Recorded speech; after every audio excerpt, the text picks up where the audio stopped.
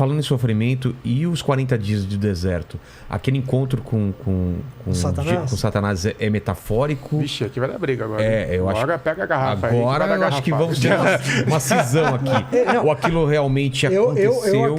Eu acredito que aquilo realmente aconteceu. E vou ainda aumentar essa pergunta. Se em acontecendo, ele tinha uma chance de realmente ser seduzido por aquilo? Ele estava numa... Você entendeu? Ele estava numa... Essa é boa, que inclusive acho que a sua resposta... Lógica. Porque se isso aconteceu... Se isso aconteceu de fato, ou seja, tem ele estava enfraquecido por várias coisas. Então, Deus... Primeiro, o que me causa estranheza? Deus sendo tentado por Satanás, entre aspas, uma criatura infinitamente menor que ele. Isso já me causa muita estranheza. Outra coisa, Satanás levando ele no alto e falando assim, ó, tá vendo? Tudo isso aí é meu. Peraí. Satanás já começou errado. Tudo isso aí é meu e eu vou te dar se você me adorar. Aí você fala assim, é que Satanás é o pai da mentira, ele mente. Mas Jesus abraça a ideia. Então, eu tenho dificuldade em acreditar que ali tem um ser perante Jesus chamado esse tal do diabo. Aí, se eu pensar o diabo como um adjetivo, e o adjetivo está em nós, maligno, uma coisa... eu penso uma briga interna de Jesus, aí faz sentido Jesus falando, tudo isso é meu, e se eu me adorar, eu não preciso morrer por esse bando de vagabundo aí. Eu sou Deus. Não me parece que o tecido literário via isso na sua leitura mais natural do texto. Olha, aí começa toda a briga. O raciocínio desse tipo, ele é presente no pensamento bíblico lá atrás. Deus liberta Israel do Egito para fazer o quê? Para lançá-lo no deserto.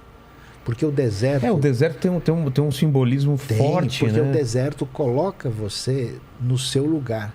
Porque você está de frente com as suas limitações, com a sua fragilidade. No deserto você vai entender um pouco mais do que significa a realidade da vida fora do conforto daquilo que parece sustentar você. Então, assim como Israel é libertado para um exercício de dependência de Deus e de caminhar pela fé na expectativa da palavra divina, é curioso que Jesus, depois do batismo, no caminho da sua missão, aí que está o detalhe, é levado pelo Espírito Santo ao deserto para ser tentado pelo diabo. E por que isso aparece? Para mostrar primeiro que Jesus é totalmente divino e totalmente humano, quer dizer, existe tentação real. Então Jesus podia pecar pensando do lado humano, sim, porque a tentação é real. E ele tem uma função, que é a sua função messiânica. E o que Satanás está dizendo? Aí podemos discutir em que medida ele está dizendo algo que faz sentido ou não. Ele está dizendo, olha, eu tenho um caminho mais fácil para você conquistar todo mundo. Se você transforma pedras em pães, imagina, deu comida para todo mundo, você ganhou a eleição. Se você se joga daqui, o pessoal vai ver o show, meu amigo, que Hollywood que nada. Que Hollywood que nada, efeitos especiais é comigo mesmo. Então, ele faz a proposta. Agora, a tentação, ela é totalmente literal? Certamente que não. Por quê? Porque Satanás o leva a um monte elevado de onde se pode ver todos os reinos do mundo. Não existe esse monte. Existem lá na Palestina, propriamente dito, quando você está em Jericó, que aí já não é mais Israel, Palestina, você tem um monte da tentação, tem até um mosteiro grego lá, mas aquilo é uma sugestão da tradição. Então é muito possível, vamos achar um meio termo aqui na nossa conversa, que essa tentação seja mental. Eu também acredito nisso. Do que o diabo carregar, para que o diabo que o carregue, Ele carrega Jesus e põe lá em cima. É muito estranho. Então, nesse sentido, a tentação é mental. Dada a fragilidade dele, tem entrado nessa conexão. Mas o diabo como um antagonista mesmo. Sim, mas como ser do mal, no Novo Testamento, não resta dúvida que é uma realidade. O diabo não é uma mera projeção psicológica. Ele aparece como figura pessoal no Novo Testamento. Isso é um desenvolvimento complexo para quem está lendo o Antigo Testamento, porque no Antigo Testamento poucas vezes ele aparece dessa forma. Jó é o exemplo mais... Que não era um judeu, né? Isso é engraçado. Então, assim, é um desenvolvimento um tanto complexo.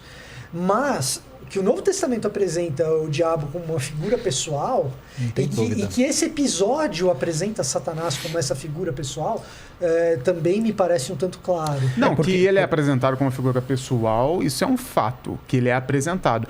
Agora, se isso realmente é um fato, ou se ele é percebido dessa forma, e aí sim é colocado no texto, que é a minha questão, entende? Tá, percebido por Jesus, você quer dizer? Exemplo. Não, vou dar um contexto da época. vou dar um exemplo.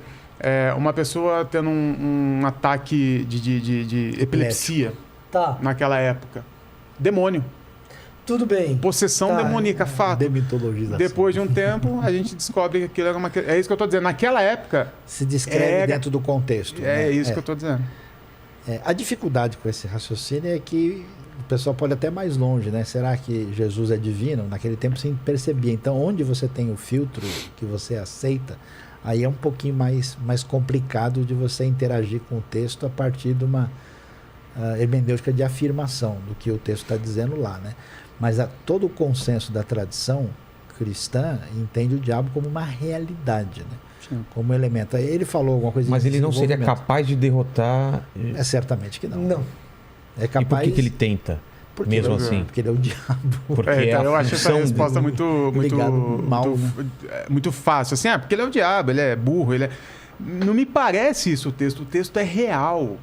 E quando ele fala que se você se prostrar e me adorar, eu te darei, e Jesus fala, mas isso nem é seu. Ele poderia não ver, sabe?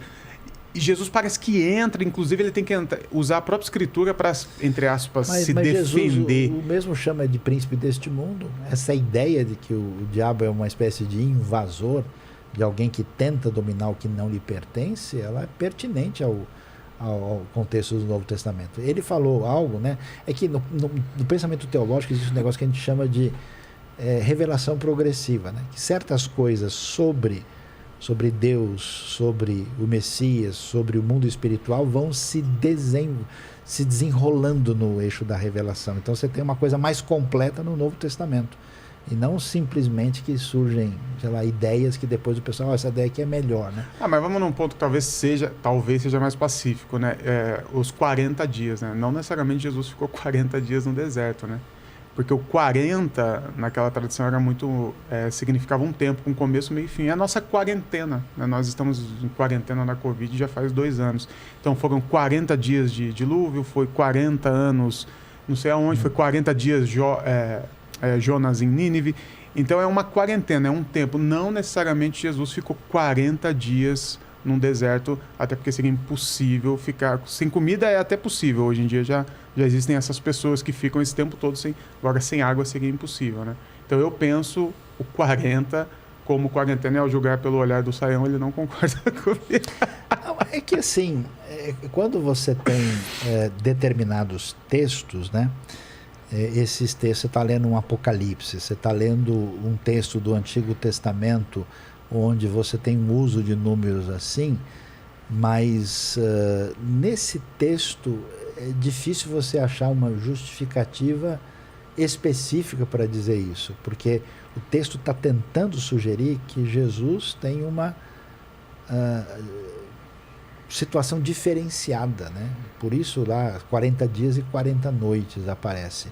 Não é impossível, porque 40 pode ser um número representativo. Aqui no texto não há nenhuma diretriz, nenhuma indicação literária. Mas os outros textos também não, né? Sempre que aparece o 40 dias e 40 noites, ou me parece quando é um espaço maior, chegamos até em 400, sempre tem 40 dias e 40 noites. Então, mas você tem, por exemplo, a vida de Moisés, 40, 40, 40. Aí você tem um período de juízos, todo mundo é 40 anos. Aí você fala, peraí, isso aqui... É simbólico. Parece ser simbólico porque você tem uma literatura com esse enfoque no Antigo Testamento. Na narrativa do Evangelho, você não tem o mesmo tipo de perfil daqueles textos lá. Não, né? Parece estar sendo introduzida essa ideia, pelo menos do ponto de vista do tecido literário. Não assim, parece, né? Mas tudo bem, é uma coisa que dá para discutir.